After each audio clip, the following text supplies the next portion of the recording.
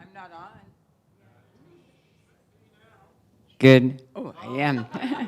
Good morning, but really it's afternoon, except for Reverend Michael Beckwith always said, it's always morning because the spiritual sun never sets.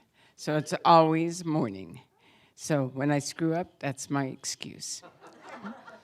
All right, it's my joy and pleasure to bring up our morning speaker to do a workshop that's going to empower all of us, me included, in just really bringing forth life structures that supports our ongoing evolution into greatness. So, but before we do, I'm going to pray us in.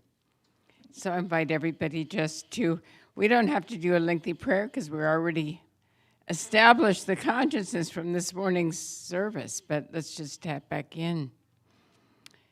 And just anchoring a sense of gratitude for the spiritual food we've already been given, as well as the physical food that we've just eaten. We are filled, full, and overflowing with praise, with gratitude, and thanksgiving. It's from this consciousness that we bless this workshop, knowing that it reveals clarity, insight, empowerment, divine order in our life, inspiration, upliftment. We especially bless our beloved Reverend Judy and know that she is divinely guided and directed and supplied of energy to sustain her. And so everything is conspiring to reveal a magnificent, empowering, inspiring, and life-transforming experience this morning, this afternoon. So blessing it all, giving thanks for it all, we release this word, we let it be so, and together we affirm it by saying, so it is. Amen, amen. And here's Judy. Reverend Judy. It's been a long time coming. Reverend Judy. I have this little one on. Oh, okay. I'm still using yours. Okay. See how I did that? She invites me to stay, and I go, oh, I'll use your microphone, thank you. How about we'll tape it? Do you want to tape it? I didn't have any more tape, and I can go get some. thank you. Sure. Regardless of the question, the answer is yes. Yes. So getting in the mode of receptivity is learning to always say yes, even when you don't want to do something. That's so easy, and it doesn't offend people either. Do you want to go up the tram to the mountain? Yes, I do. However, today I'm not available. You always say yes, and then you politely redirect. And that's a powerful way to stay in the flow of receptivity. So first, I want to thank you all for staying. I appreciate you being here. It is an honor to talk about and teach what I'm about to touch on, which is the Wheel of Life. Has anybody ever done the Wheel of Life before? Good. New material, new people. In order to do it, there's a couple of things that I would like to empower you with. One is a journal, and the other is a pen. So if anybody here needs a journal or a pen, you're more than welcome to receive one. There you go.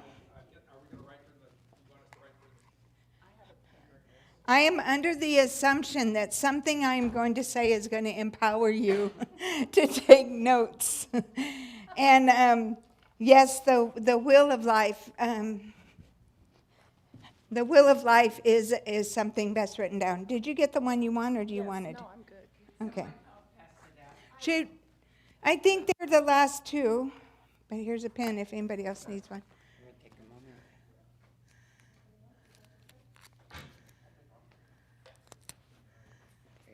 Thank you very much, Reverend.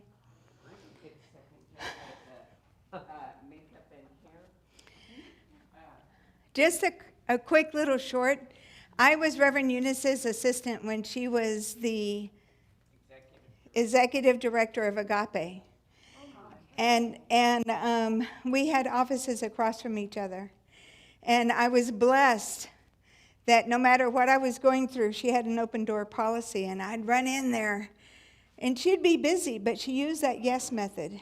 Yes, I hear you, and what do you want prayer for? Let's go to the solution. Let's not stay in the problem. And by her divine interaction with me, and I reflection is the best thing, to see how valuable true abundance is with great relationships. Abundance comes in many forms, and we're going to look at that today. Where's the PowerPoint? Yes, sir. Thank you. This guy, amazing. This guy, amazing. I mean, all of you, just... So, yes, the abundance is real and it's happening here. It should be P.S. CSL Palm Springs is happening. It's a beautiful center. Even with the repair of the flood, all it is an opportunity to refresh and renew. So something good is always coming out of something. So go to the first slide for me, please. Yes, I don't have a clicker. Okay? So when we're looking back, we're looking at the past experiences that we've had in 2020. Who saw that one coming? Right? It's an amazing thing to go through something and to have it just really take you to your knees and ask God, what do I do here? What's happening here? So when you look back, you're going to be able to gain wisdom and knowledge. But this is an opportunity to also recognize that if you look back all the time, you're going to repeat what you're focusing on. If you look forward, there's potential.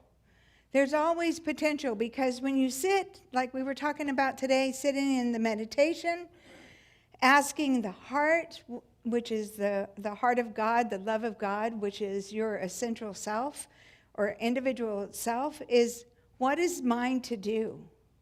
What is here for me to do? And then you get the blessing of many ideas and inspirations. And then being present allows you to be at peace with yourself, with your surroundings, and also knowing that when you rest, your body rests. Anybody ever heard of this thing called cortisol? Stress creates that, and it attacks your little bones and joints and body, and it's not good for you. So yes, it's important to be learning. Yes, it's important to contribute and work, but it's just as important to have fun. And remember what I said, I want to put fun back in dysfunction. And the other thing that I was thinking about, which I wasn't going to say because this one's really irreverent, but if I could find another way to spell fun, I'd take the F-U out. You know what I mean? We need to be, sorry, Reverend Eunice, but you know who I am. But it's got nothing like fun for having a good time, right? And we want to be able to create laughter. When you laugh, you open up your throat, you increase the oxygen in your body relaxes, and it circulates the blood better. So you want to be able to laugh, love, live. It creates a longer life, you know. And I also share this workshop is going to be you specifically writing down things for you. Nobody else is going to tell you what to do to be whole, complete, and perfect. Your inner guidance. Just be mindful of your words. The only difference between word and world is one letter, and that's L. So how many words do you know start with L? It's interactive. You can engage with me. Learn, life, love, listen, laughter, live, lot, a lot, yeah.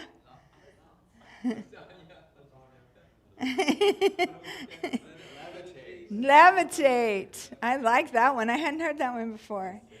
But along with those words is also loss, lose, limit, lack. So you got to be careful what L you put in your word. What the L are you putting in your word, right? So I want to play with it, because the more you play, the more you're not thinking so seriously. I'll make you all irreverent before we leave here today. Proceed, please. So because of the will of life, why do the will of life? Because we deserve to be happy and healthy, right? And if you want this PowerPoint, I can email it to Reverend Eunice and she can share it with you. I'm more than happy to do that. But the other reasons that I find on here is to live an authentic life. Suicide is at an all-time high. And that's because people are overthinking and they're not feeling connected. And the other thing that we have on here is 1 in 5 adults are seeking counseling, which I'm excited about, because everybody needs a good coach. Everybody needs to have somebody they can talk to that they trust. Everybody needs to be having somebody that has a good intentions, that's got your back and making you look good, like Jeff. Everybody needs that. Create a team so you don't feel alone. And this is another word, alone. It's all one. You never can be alone. It's all one. So even as you're sitting here today, as you breathe in, what are you breathing? Love, oxygen, the very breath of God. The life-giving force, which is the God-giving force of love, wisdom, joy, abundance, beauty, power, divine right action. You're breathing that in. It's sourcing and supplying you, and then you're exhaling it out. And this breath is so good. It can breathe in and recognize your nervous system, what you're thinking, how you're feeling, what you're making it mean, that when you speak it out, it feels like it's all about you, right? Feels like this world is divinely connected to me. How is that possible? Because the breath of God is breathing me. And as I express over my tongue, out my mouth, which in the Bible it says in Proverbs that your tongue can be like a sword. It's either life or death, the power of the sword in that tongue. So be careful what you say. And I'm not saying all this to scare you. I'm saying this to empower you so that you can get excited about redacting the story of your life, that you turn out to be the superhero in your story. Because we are the victim, the victor, the producer, the writer, the actor. Everything in your story all revolves around your perception of it. So to create a perception that is a world that works for everyone. Go ahead. And also in the Bible, and it's unique to me. Prior to me becoming a ministerial student, I had never read the Bible. I went to Science of Mind because I thought it was religion light, right? I liked it. In ministerial school, they go, Judy, you're going to have to read that book. And I'm like, oh, okay, if I'm going to be a minister. And then when they taught it and described it and explained it, I love that book. I use quotes all the time. So did Ernest Holmes. So, he changed, but that's cool. And the bottom one, it said, people without a vision perish. So we need something to pull us forward. This is a little clip because there's always news, there's always radio. You can't go to a restaurant. You can't stand in a line without somebody trying to tell you what to buy and how it's going to make you look good and feel good. So there's always all these outside influences that are trying to catch your attention. And they're trying to catch your attention because most people don't slow down enough to create a plan where they know what they want and where they're going. And they're easily snagged by breaking news, this just in, limited offer, ends today. These things will hook you in unless you know what you want, why you want it, and who you are. Does that make sense so far? We're following along good? And people without a plan, if we don't have a plan, we fit perfectly in their plan. It's easy to get caught. And there's nothing wrong with it. All of it's God, right? But I just choose a more enriching, authentic life for me. And those are my words. If you're happy with whatever's happening in your life, I applaud you. Happiness is a beautiful thing. And there's more. Next slide, please. So this is the thing. It's a reflection. We want you to look at your life, but there's two kinds of reflection. There's narcissists, right, that fell in love with his reflection and drowned in his own beauty, right? And there's the reflection of the little boy that looks like he's touching the water and thinking, where do I fit in all of this? You know, what's in it for me is not a bad question. You know, what is it that is mine to do? What is it that is mine to create? What can I bring to the table? Life is a buffet. It is, but it's nice to contribute to the buffet. Wherever you show up at any event, bring a thank you card, bring something, because you're contributing. Reverend Eunice, I think you said earlier, but you've said in the past, that always be giving something, even if it's a blessing, contribute to the good, that you create an environment that supports what you want to experience in life. And if you don't give when you only have a little, you're not going to give when you have a lot. And it's a reciprocal universe. You know, they say you plant a seed and you get a whole tree that will produce fruit its whole life. Be like that. So I'm not here to tell you what to do, but if I could tell you what to do, I would tell you contribute in all areas of your life. Next one, please.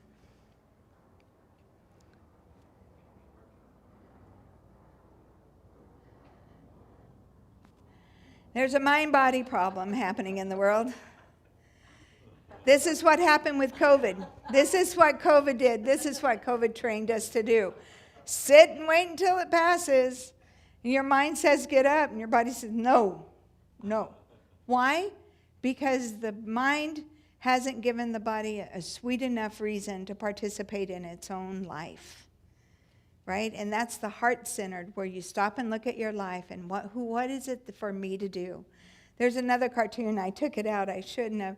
It was a man sitting on a floor marking down the days that he hadn't gone outside, and his wife comes to the door and says, you know, you can go for a walk. You can do something no matter what. Next slide, please. So this is what I was talking about, and this is the GPS, the God positioning system. This is what we're going to do. We're going to create a circle on a clean piece of paper. And we can go to the next one, please.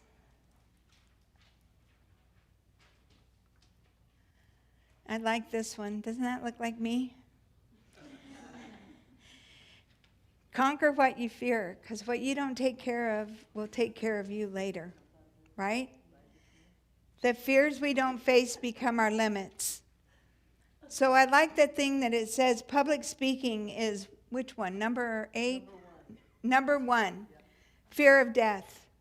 Dying is number 5, and loneliness is number 7. So can you imagine that I had to overcome my fears to get up here? And that means that we're basically more afraid that speaking in front of people than dying alone.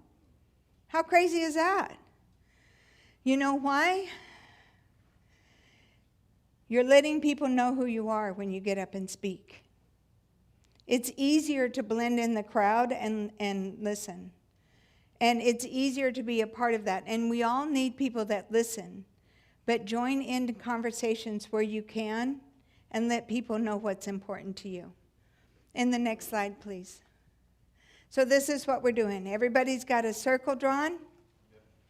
It's easy as a pie with 5 slices.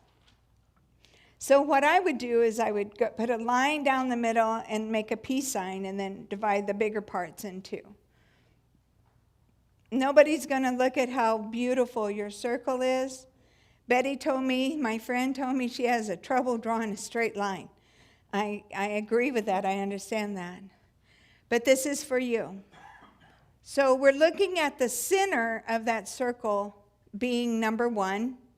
The outer perimeter is number 10. That's living your best life ever. Number one, you're in the center of it. Who you are, what you say, what you believe affects the outer perimeter. The bottom one I start with is spirituality. So we'll go ahead and label these 5 sections. Spirituality.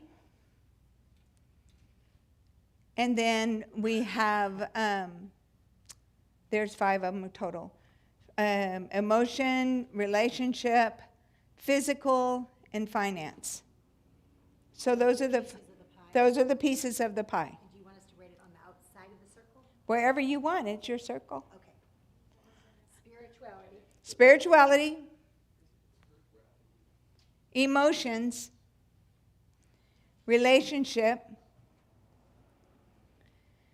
finances, and because I never spell physical the same way twice, I just put body. Just put the body there for you. And we're going to look at these things and measure on a scale of 1 to 10 where we're at in each area of our life. And the reason why we're doing this, does anybody ride a bicycle? So you know that you have to true the spokes in order to have a good ride, right? So we're truing the wheel. We're going to tell the truth about ourselves to allow ourselves to have a good ride. And next slide, please. So as we do this, how many of you have ever heard how you do anything is how you do everything? Everything affects everything. So not only are you improving the quality of ride that you have, you're filling the potholes on the path you've chosen. Because everything affects everything. Does that make sense? And we've got it, we're going to be perfectly honest, right? We're going to answer the questions without judgment. There's no judgment. There's no right or wrong here. We're just taking a snapshot of our life to see where it is that we want to go. We surround you with like-minded loved ones and want you to react with loving kindness. I had somebody doing this class that I just finished, and in the meditation, she discovered that her sister used to trade nickels for her dimes. And when she made that realization, she got really upset. We have practitioners and ministers here. You never know what's going to trigger you, but respond with loving kindness. And acknowledge the people that help you. Always give thanks. And here, if you're lost and thirsty, I put on here, don't go to the desert, but I'm going to change it after being here today. I wanted it to go to God. Go to God, which is your inner guidance. Next slide, please. So in this, it says look at. I have plans for you, declares the Lord. And again, Ernest Holmes referenced the Bible a lot, so I'm not offending anybody here. And we're at a church, right? So, and plans to prosper you and not to harm you, plans to give you a hope and a future. That this is a worldview that I would love each of you to adapt if you don't have it already, that life is for you and not against you. That Betty and I just listened to a lady that spoke about a near-death experience, and she said when it was time for her life review, she was surprised that it wasn't everything she did wrong. It was all the kind things she did right. And how her little acts of kindness inspired and helped other people. That's a life review I can get into. And also the lessons that you learn from things. If you're always learning, you're growing. If you stay green, you grow. If you ripen, you're rotten. So let's stay connected and grow. Next slide, please. So believe in the possibilities you can't see yet, and that's what we're doing. And we're going to get started here. In the next slide, we're going to start with spirituality. Nobody's going to see your wheel, so be honest with yourself. Do you have a spiritual practice? If you do, fantastic. These are questions to jog an answer out of your experience. Do you prioritize a few minutes a day with God? You make appointments with everybody else. Make appointment for yourself to have a happy, healthy day. And do you ask questions or do you ask for help before there's an emergency? Do you create a bunch of people around you that will love to help you? Love is a team. Together we can. So go ahead and look at that section. On a scale of 1 to 10, you're number 1. You've been dropped into this beautiful body of water, and the ripples have gone out. In this particular section, on a scale of 1 to 10, where do you find yourself? If your spiritual practice is a 10, outstanding. If it's an 8, if it's a 9, if it's a 3, what is it? Only you know for sure. And you could just put a number in that section to remind you what you said. Okay, next slide, please. Relationships. In this portion, everybody that's single in the room, it's not about whether or not you're in a relationship like that. It's in relationship to you. Do you enjoy your life? Do you enjoy your work? Do you enjoy the surroundings you created? How are you in relationship with yourself? This is the most important thing. Do you enjoy being you? My ex-husband's wife said something to me the other day, and I said, I love being me. I do, even in the hardship. I mean, out of everybody I got to be in this whole wide world, I got to be me. You know, that's been pretty cool. I got to be the mother of David James Hoffman. This is the most outstanding experience. But where are you in relationship with yourself and others? Yourself first, and then others. Which takes me to the next slide, which should be emotions. Am I giving you enough time to contemplate? All right, I'm going to slow my roll. Slow my roll. Go ahead and think about that. What's the quote? Pray believing that you have what you... Pray believing that you have, that you may receive. I'm sorry, one more time. Pray believing that you have, that you may receive. I'm quoting this really cool book. It's called the Bible. Ernest Holmes used it too.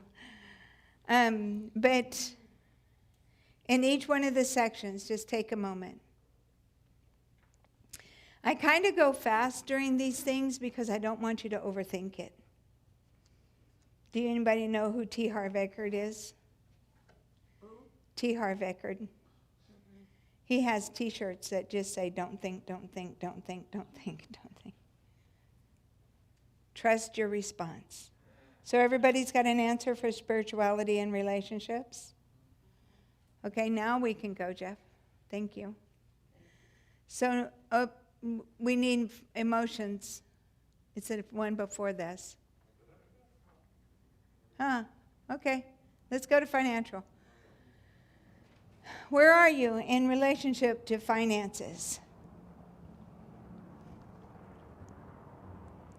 Do you feel you have enough? Do you make a lot of money, but you give it away as fast as you get it because it's not for you? I don't know what to do with it. How do you feel about money? Where are you at with money? Take a deep breath in, move the energy in the room, and trust the answers that come to you.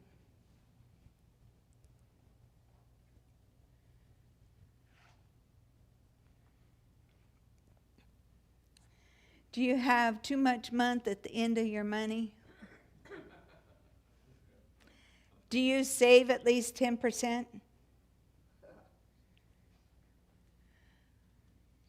Do you tithe where you're inspirationally fed? Yeah. I want to say yes. Yes. And do you invest in you, your future, education, your well-being, your happiness? And I know that's a yes because you're here, right? So you're willing to invest your time. And this is the one that's most important. Without a sound financial base, it's hard to manage the other areas of your life. I work with men that are getting out of prison, work with homeless, work with drug addiction. And if their basic needs aren't met, they can't do anything else. You know, you're trying to teach them something, and they're like, I don't know where I'm going to eat dinner. I don't know where I'm going to sleep at night. And you're telling me what kind of job do I want? Where am I going to take a shower to go to that job? How am I going to get to that job? You see what I mean? So finances, money is not the root of all evil. The love and selfishness of money is what gives it a bad rep. And I also want to say that when we're doing this, the reason why we're doing this, that if you look at things, I tell you, I just did this. I was trying to find the notes for the talk, trying to figure out what to say for today's talk.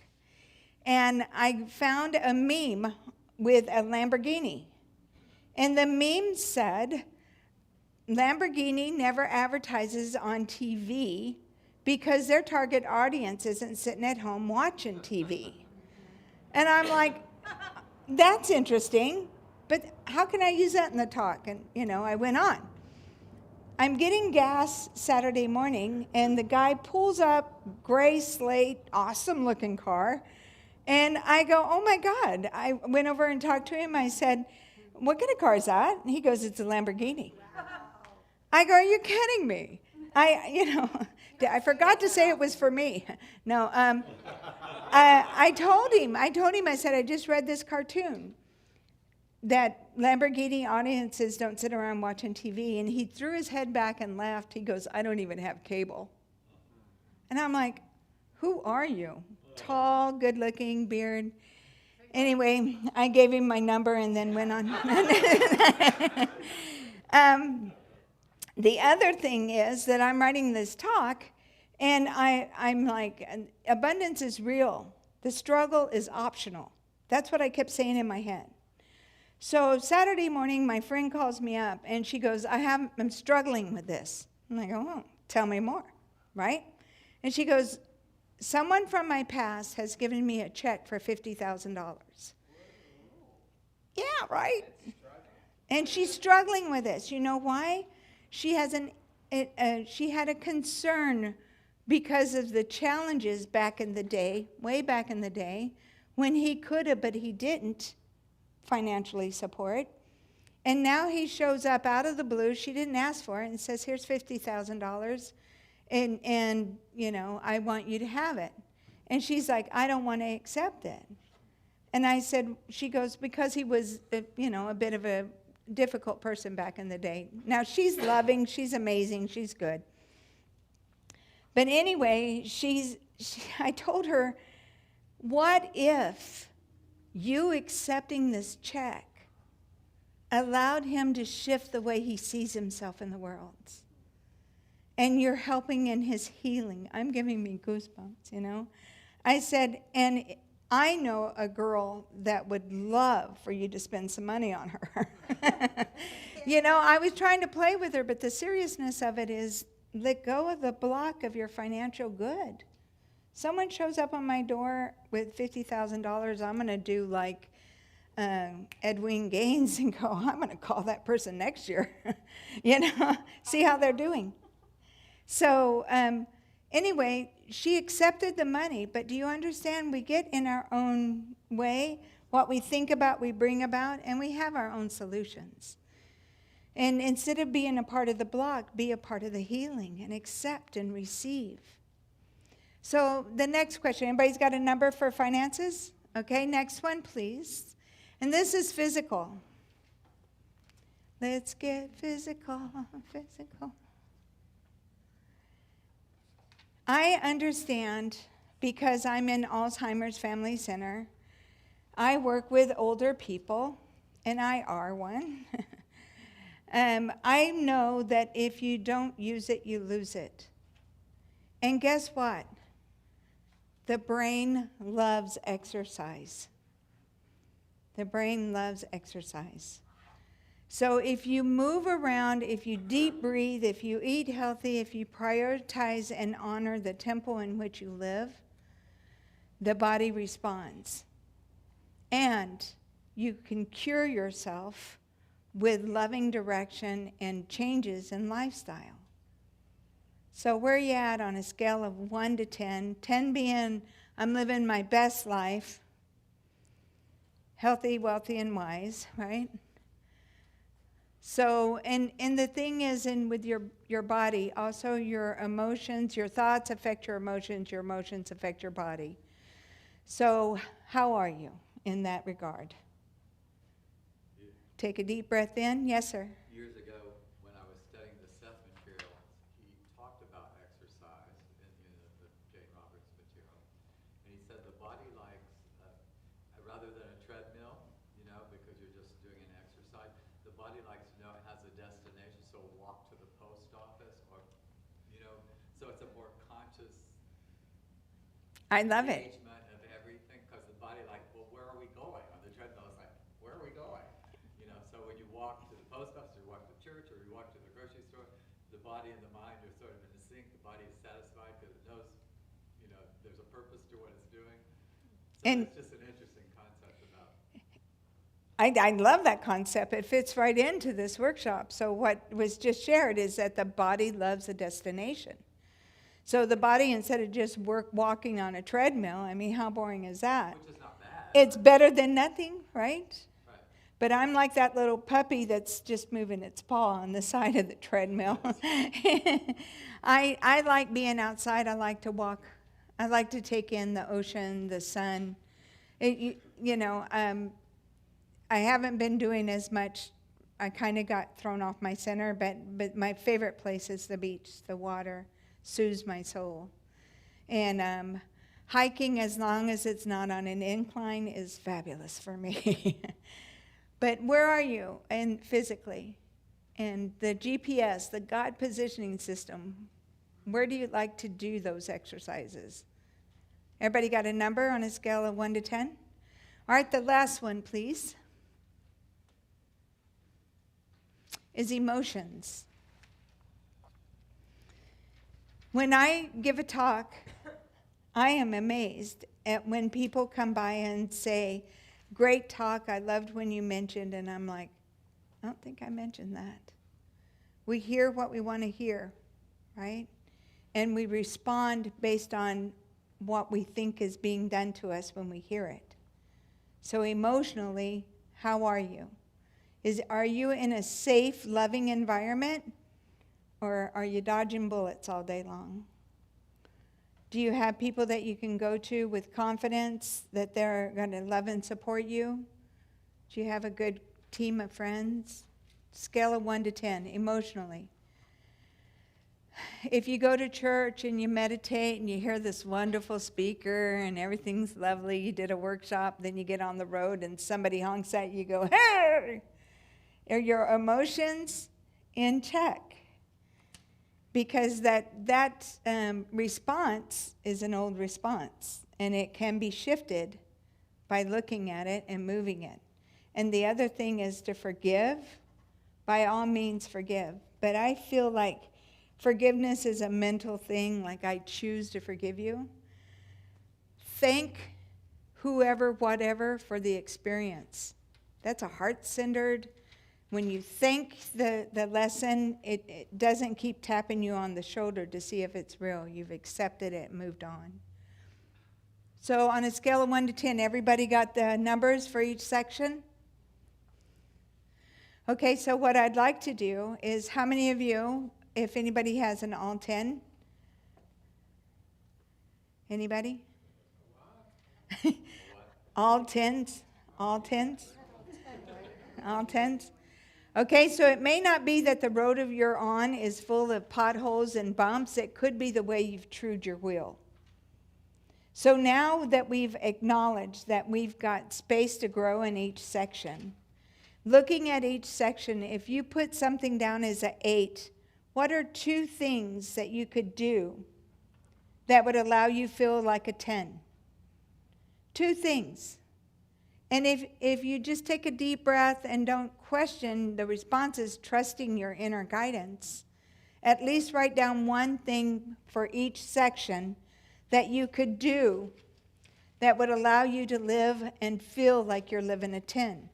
And Sometimes one thing affects the other and it affects the other. You could be doing the same thing for all of them, like meditation, prayer, visioning, making time for fun. Nothing like fun for having a good time. So try and think of at least one thing you could do, because the nervous system's watching. The nervous system is like, okay, Judy just said we're going to do an exercise, and we're all sitting. Let's watch and see if they get up and take action. If not, there's no reason to get up. This has been great. Thank you for your time. And your nervous system won't shift. Does that make sense? You guys get that, right? You always have a nervous system that's listening in on what you're saying, what you're making it mean, and then what you do to support it. So if you've got a section in each one of those areas, at least identify one thing you could do. Now here's the clincher. Within the next 48 hours, so that your nervous system knows that, you know what, this time they mean it. Time is changing. And when you listen from the inside, you're doing it for you, with you, to the benefit of you, and then it overflows to the benefit of everyone around you. Is it making sense so far? So has everybody identified at least one thing they can do in each section?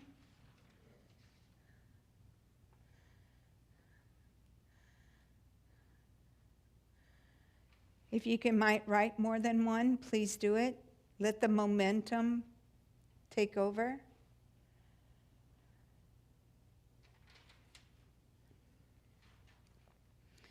When you tell the truth, when you live your truth, when you abide by your inner guidance, life is a lot smoother. The one in the center of the wheel, the hub that keeps this thing rolling, is you. That's you. The numbers that you put in each section, that's your perception of you. Those are your limitations in those areas. The outer perimeter is the 10 that is God's vision of you. What can you do to live a life on purpose, in priority, with passion, with God, as God, for God?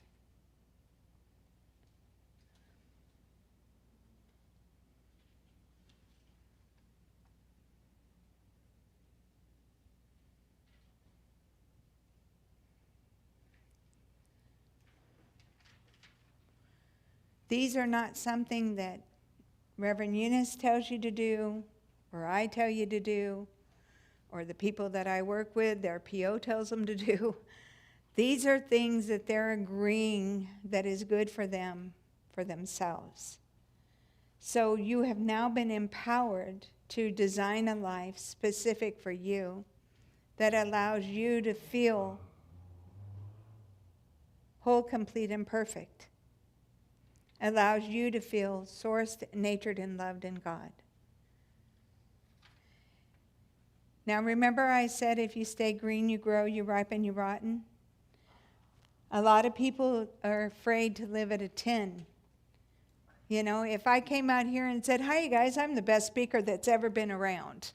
And what would your reaction to me be? It's like, who's this pompous friend of you, Reverend Eunice? Or if I came over here and said, I want to talk to you today, but I'm not worthy. I really don't know if I should be up here.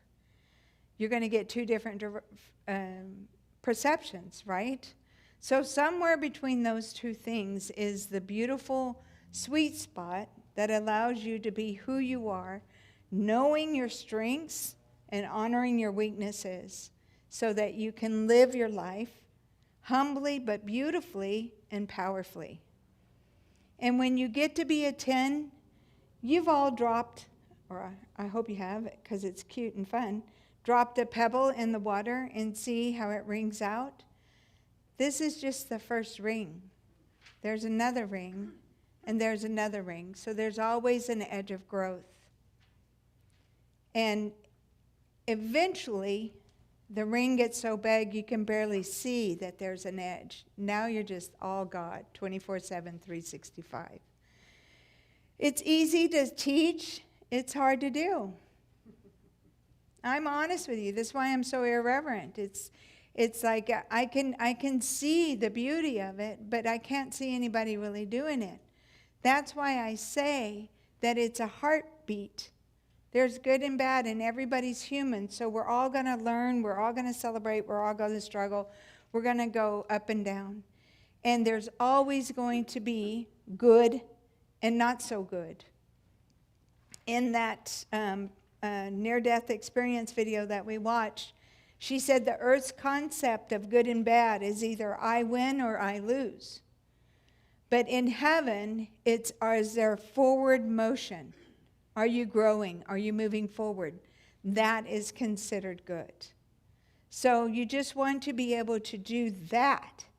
Whether it looks messy or it looks like you've been doing it your whole life. Nobody ever did anything for the first time and did it spot on. Everything took practice and time. And I don't remember exactly who, but somebody used to wear, it was an opera singer, she used to wear a bracelet that said, been there, done that.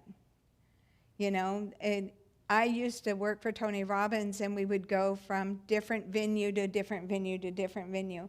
In the beginning, it was fun.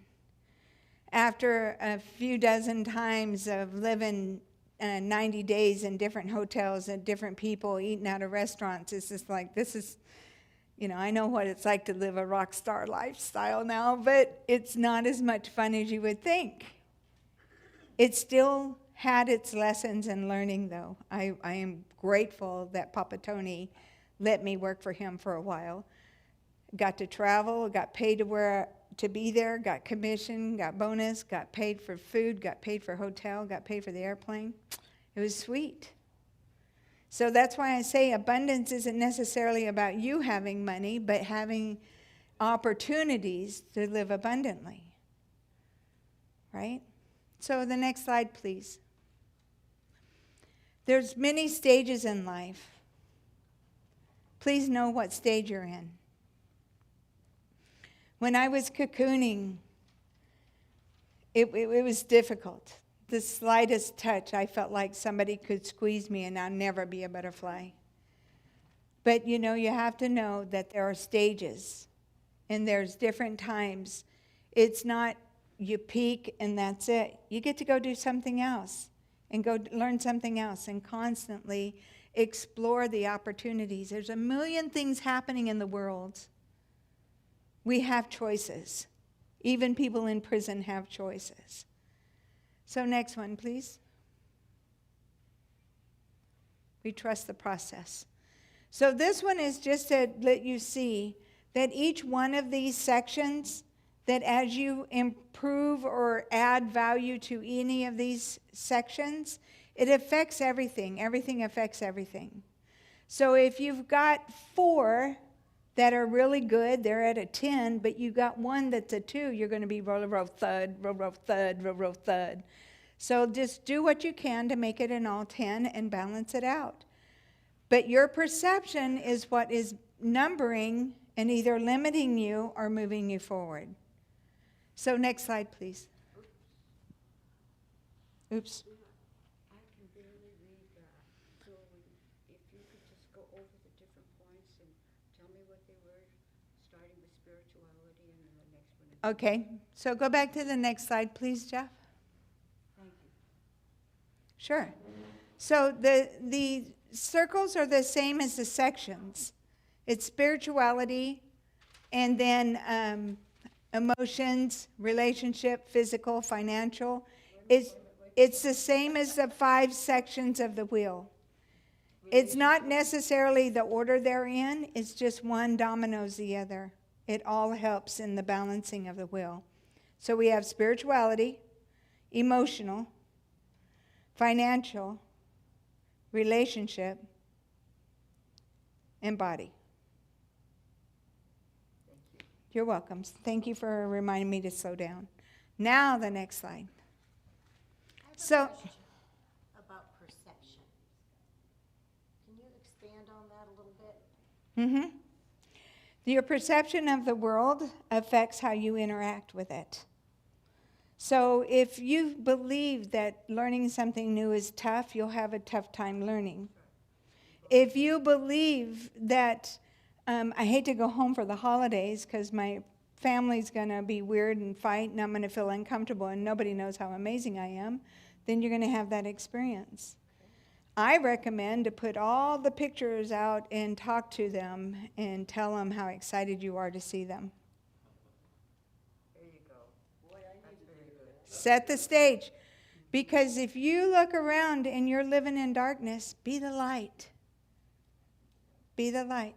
And don't be like me when I first studied this. And I went to my sister and I tried to talk to her about something. And she says, quit using me to feel bad. I'm like, okay, I'm connected with you, girlfriend. So I had to stop.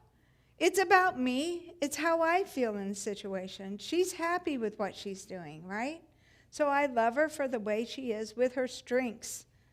I don't need to write her into the next scene of my healing. Does that make sense? So Reverend Eunice taught me that 1,000,000 times over. And I used to tell people in prison all the time, outside influences do not get to dictate your inner happiness. And I tell you, those words are easy to speak and hard to chew.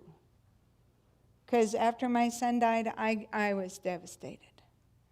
So I didn't know what to make of life. I've looked at all my relationships and wondered how I got here. And of course, that's part of the grieving process, the guilt, blame, shame. But each situation, every new level presents its own opportunity of growth. So Leo Biscaglia says, too often we underestimate the power of a touch, a smile, or a kind word. A listening ear, an honest compliment, or the smallest act of caring, all of which have the potential to turn a life around. I love Leo Biscaglia. He taught Love 101 at UCLA, I think it was, where he was teaching a class, and this woman had the power to write beautifully. And one day she didn't show up for class, and later on he discovered she jumped off the cliff in Los Angeles. And it devastated him. And he started teaching love. So if this is true, that we can affect somebody else's life with a kind word, a gentle touch, a smile, is it true for us that we could talk to ourselves that same way? Mm-hmm. It's a powerful, powerful acknowledgement that I see you, I hear you, I appreciate you, I support your intentions with love. Give your body what it's craving. So next slide. Everyone you meet is fighting a battle you know nothing about, so be kind. Right? So now that I've done my part in the yammering here, I would love to hear from you if you got anything from this experience. And if so, you don't have to share with me, I'm a 3, I'm a 2, I'm a 6, that's not important. Did you find value in it? And if so, what were your insights? Anyone? Yes, sir. We tend to dwell on our lower scored numbers and not celebrate the higher scored numbers. Mm-hmm. And so by celebrating the higher scores, it almost resuscitates the lower scores as they work their way up to join the others in the party. So smart, Steve. Have you ever heard that if one is lifted, they're all lifted? Yeah? So after my son passed away, my friend had a grandson. And she didn't want to talk about it. She didn't want to show her joy for that. And I'm like, why wouldn't you share the joy? That baby is cute. You should see and smell. Oh my God, I love baby smell. But you're right. Too many people play small because they think that the value of that, would affect the lesser number or the lesser situation. So thank you for sharing that. Share because she was worried about you. She didn't want to. I just lost a son, even though my son was 50 years old. This. You had a 50-year-old son? Yes, I know. It's the gray hair. Yes, Reverend Eunice. What came out for me, what jumped out at me was the highest category, and that has never been my entire life, was physical. And I thought, that I got to reframe the whole cancer experience, because out of that, I now live at my ideal weight. I now eat more consciously. I'm faithful about exercising. I do all the things. That was the gift of the cancer. So I have to look at that, what appeared to be a negative, and transform it to being, it was one of the best experiences in terms of ushering me into living a 10 instead of a 4 like I A 4 or have. something. Yeah, most of my life. So that's powerful, Reverend Eunice, to look at cancer and see how cancer brought you to your knees, that, you either participate in health and wholeness or this isn't going to end well. And you took your emotional, mental, physical, you surrounded yourself, your daughter was there a lot, and you worked through that process, and now your health is the highest number on your wheel of life. So what man intended for bad, God uses for good. You have to be able to empower yourself. Well, you don't have to. There I go being a mom. We invite you to empower yourself, to look at this and let life be a loving support. That not only do you forgive the fact that you went through it, but you thanked it that it brought you to a higher ground. That's when you can do that, that's a powerful thing. I love her too, so I'm biased, really biased. But what else? Who else? Please share, because people learn. I forgot your Maggie. I feel like I'm really in the perfect seminar today. As I shared with you, I have a brother who has been incarcerated for 27 years in a prison in Illinois. And he gets out November 30th. Wow. He's mentally ill and has dealt with 27 years of abuse in the Illinois prison system. I won't go into. So I'm flying home. I'm flying to Chicago on December 1st. I'm going to be there for a week to hug him for the first time when he's not behind bars. And I can't even tell you. You can feel it. But the challenge I have, it's not with him, because he's alive today because the 4 brothers and sisters he has have stood by his side and supported him financially, emotionally, and with cards and letters and magazines and books. And I don't think he would have made it. I don't think would have either. He's going to be taking medication for the rest of his life. But my sister, who lives in Illinois and really is the only one in our family who could do this, is the one he's going to go live with. The challenge is she is really the most negative person I know, in fact, in our family. And we constantly deal with, I call it the pin in the balloon, because no matter what's going on in your life, she's going to poke a hole in it. We call her buzzkill. And I gotta show up in a way, and she and I haven't had very good communication in the last month because she just keeps saying negative things, like he's not really free, he's on probation, and stuff like that. So Melody, my friend visiting, we went to the Labyrinth in Yucca Valley a few days ago, and I got really present to how I react to her negativity and how I really need to build this force field around myself so that I don't react and that I can show up in love. Mm-hmm. And I'm working on that. I just counted the days. I have 17 days to get into More than enough time. a new space. Yeah, I actually sent her an apology and a text that day. Haven't heard back from her, but that's okay. So that's what I'm working on, you know, and I feel like I can't do it alone. And I'm in the perfect seminar, and I've got a perfect support system, and may need some prayer to get to that place. But it's a life-changing moment Yes, for our family and for my brother. yes, And I just want to show up and be the freedom yes, for him, yes. and really And for let him, yourself.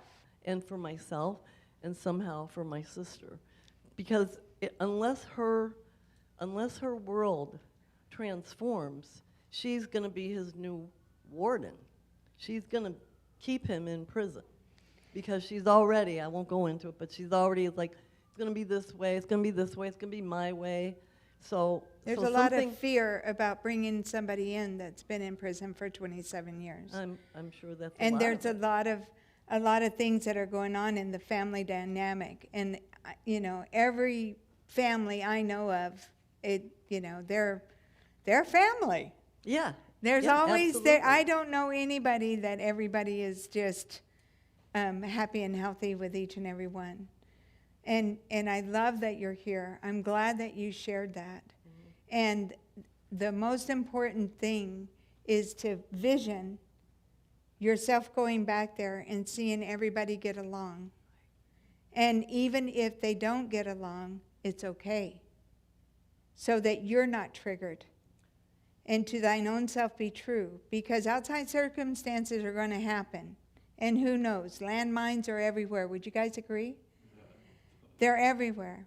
And they're especially in families. So I would give anything to be able to go and have a family dinner.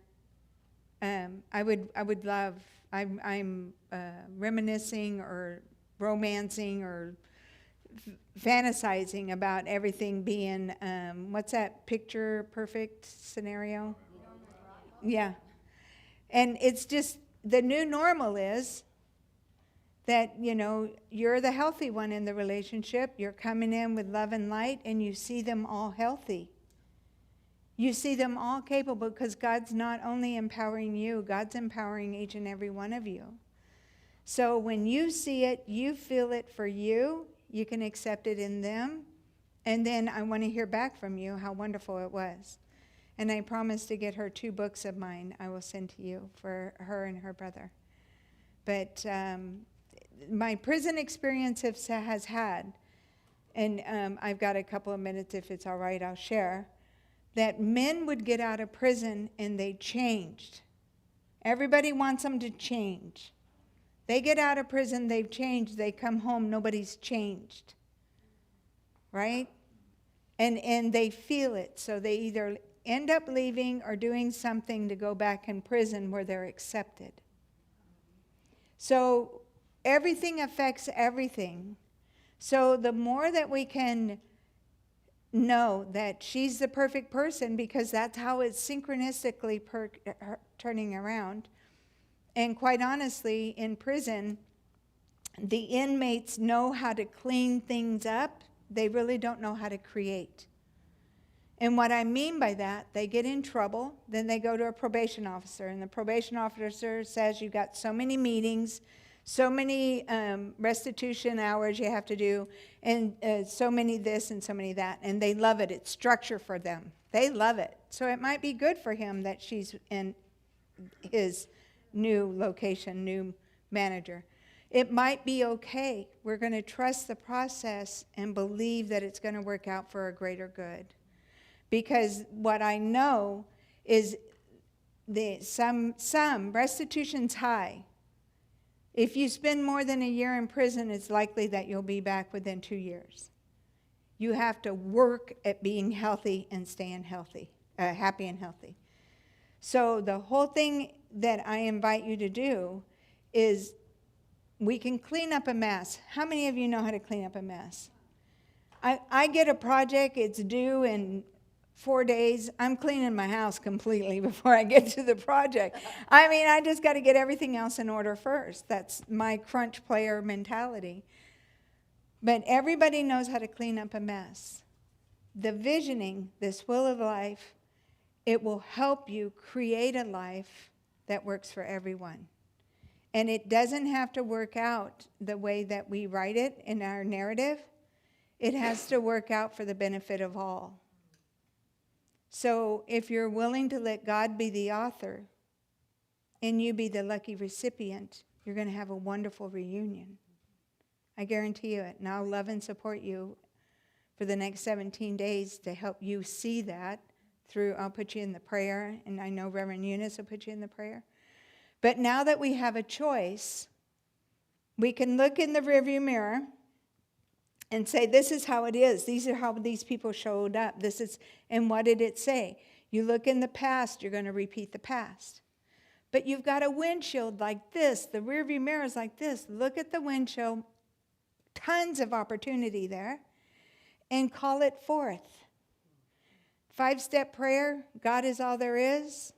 If God is all there is, then I and God are one. The realization is I want a happy family reunion. I see love of God expressing in each and every one of them. I'm so grateful that there's nothing I can do, that the Spirit of God has already done the work. With the power of my spoken word, I've called it forth. Prove me in this today. I mean, I get rowdy sometimes. I'm told I'm irreverent, but prove me in this. But with a breath of kindness and love for the spoken word, you let it go. You trust that it's done. You don't dig up the seed every day to see if it's growing. You trust that it's done. And you leave it alone. And that's the hardest thing in the world, is that the number one person that will change everything in your life is right here, you. Other people are not going to do it the way you need it done because they're not you. Is that safe? Are you okay with that? I can't tell you how much I appreciate what you just said. Thank you, and I feel it's important in the room. I love it. I love it because the message wasn't just for you. No, of course not. And the person in the hot seat is the benefit for the rest of the people, right? So you're brave enough to be vulnerable, and in your vulnerability is your courage. So you're brave enough to be a spokesperson to allow the rest of the room to learn through your experience. So you're a leader. You're good. And thank you. I have to say that when the whole thing with him was occurring, I was in practitioner training. And so from day one, I've been able to know that he's a spiritual being and this is his human experience. And I've been able to stand in the light for him all these years. I don't know love what it. it would have been if I hadn't been in this Right? philosophy. I'm right there with you. Yeah, I don't know what it would have been, but I was able to stay out of the drama and the chaos, and that's how I'm going to show up. I love And it. Yeah, so between now and the 17th days, I still have to work on myself. You're absolutely right. Always. Yeah. You stay green, you grow. So thank you. Thank you. Thank you for sharing. Okay, we got time for 1 or 2 more shares. Yeah, give her hugs and loves. Anybody else? Betty, and then this lady. I just, it's not really, it's on? Okay. I just wanted to say that I've done this about 15 years ago. I think it was when I was going through practitioner training. And what I notice with doing it now is it's much smoother. There were many more imbalances, like every other one was going way in, and someone would be way out and some way in. So there's so much, we don't always see our spiritual progress, those little steps we take actually add up. And I think what it says to me is be patient with yourself because you are making progress. You are achieving balance in your life. And so that's why this was valuable for me, because I see a big difference in the way I'm approaching the world. I love So it. Thank you. And then one back here, and then we'll call Reverend Eunice up to close it for us, please. My name's Debbie, and the little nugget I got from you today was in the financial portion, and I tithe 10% because I went to Edwin Gaines' seminar, so that was huge. But the one thing that you said that it just never even occurred to me was to save 10% for myself. That just hit me like a ton of bricks. It's like, oh my God, okay. And why haven't I been doing that? It just never occurred to me. So I thank you for that. I thank you for sharing that. So that the thing that I say to that, Deb, is that if we'll do what most people don't like to do, we can afford to do what most people can't later on. So we seed our own environment, that we are we have investments, we have returns. Now we're making money while we sleep. We're not just bartering. I'll give time and you give me money. We're learning to seed a field that will take care of us for the rest of our lives. And in that, I believe that you give 10% because you want the environment to grow as well. And you want to be able to have a beautiful place to interact with and take care of. But in my opinion, there are no false gods before me. The only God I will ever understand is the God of my own understanding. So I do tithe to myself and I tithe to my sinner. It's not either or. Or I tithe to where I'm spiritually fed if I go to a special event or something like that as well. But it's important that we take care of ourselves. And I told Betty's my friend here, she drove out here with me. I told that so many of my friends couldn't be present for me when my son passed because they hadn't dealt with their own issues, their own concerns. So to love one another is really to love yourself so that you can show up in time of crisis and learn to lean on one another. It's really important that we interdependent build a web of love and comfort in our community and in our lives, because we do need each other, and what we do does affect one another. So I hope that you take your foot off the brake, step on the gas, and try out your new wheels. And I hope that you have a destination in mind that you can continue to look at this and grow. Now, this is a snapshot. Life is a movie, right? This is where you're at today. So you can do this periodically to test to see where you're at. This is a baseline. So you can do this again on your own time or with someone and see if there's been any movement and growth, so that you can empower yourself to know that no matter what, you've got the wheels to get there, right? Thank you very much for your time and attention today. I've appreciated you so much. Thank you. Thank you. Thank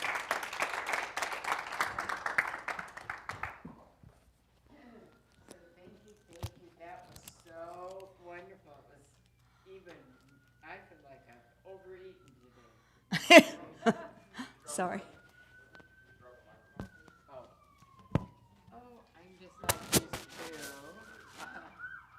Anyway, everything we do here is done on love offering, because we get to prove to ourselves we can't outgive God.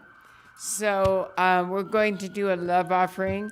A portion goes to Judy, a portion goes to the center. And so what I invite you to do is don't come from your heads. Stop. And this is how we do our love offering for our classes. To take a big deep breath and to turn within. And ask yourself, your higher wisdom self, what am I called to give? And just listen. You might be an overgiver. Oh, I think I should give a lot more. But what your higher self may reveal is this is the amount you're to give. You may be giving an under amount. So just listen. Your higher self will never ask you to give more than what is right for you. So Breathe in. What am I called to give? And now multiply that by 10. The second amount, the tenfold return, is how the universe comes back to you. You give the first amount, you pay attention to the second amount because it'll come back. It guarantees it because we can't outgive God. It may come back in a combination of ways.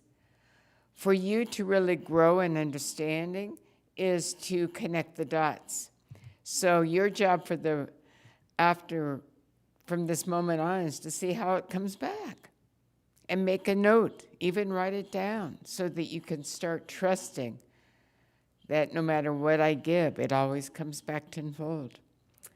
All righty? And for online, if you're online, do we have anybody online? What I invite you to do is the fastest, easiest way is to the text to give app. And so you text at 760-389-1333. And in the message, you put the $ and the amount, followed by the word workshops with a capital W. And that will go into the category, and Margie will be able to capture it and apply it to this workshop. So it's 760-389-1333. In the message, put down the $ and the amount, followed by the word workshops with the capital W. I also can run the POS if anybody wants to do it that way. All righty, so I'm going to, oh yeah, If you write a check, how do you make it out? CSLPS. Same thing as Sunday morning, but in the message, well, we'll just put it in, we'll do the paperwork, it says workshops, so Margie will know to capture it. So I'm going to pass the back basket.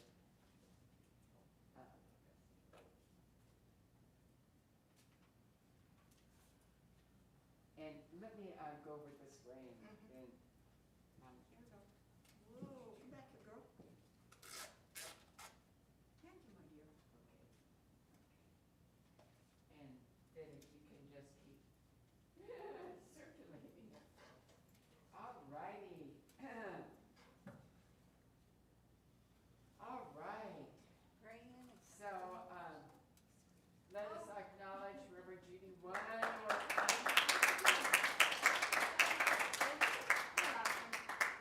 And let us just bless her in my final prayer to close us out. We're going to bless her ministry, that it continues to grow and unfold, and see her as really being the person that spreads the seeds of truth all over as she starts her new ministry, just being a light in the world. Yes? Yes. So let us just turn within right now, breathing in through our hearts.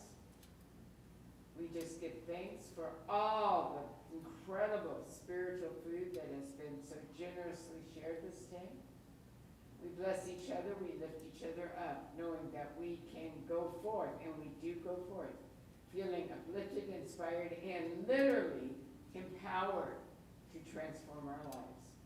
We take this moment to extend our love and appreciation and blessings for Reverend Judy, and know that through her givingness, her life is expanding in every area of her life, and that her ministry is empowered to reach countless others to spread the light of truth.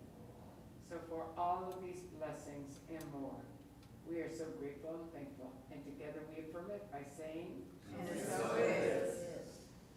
All right, have a great week, and see you next week for our Thank You for Giving, Peace, and Gratitude service. Church is over, so I got my shoes on.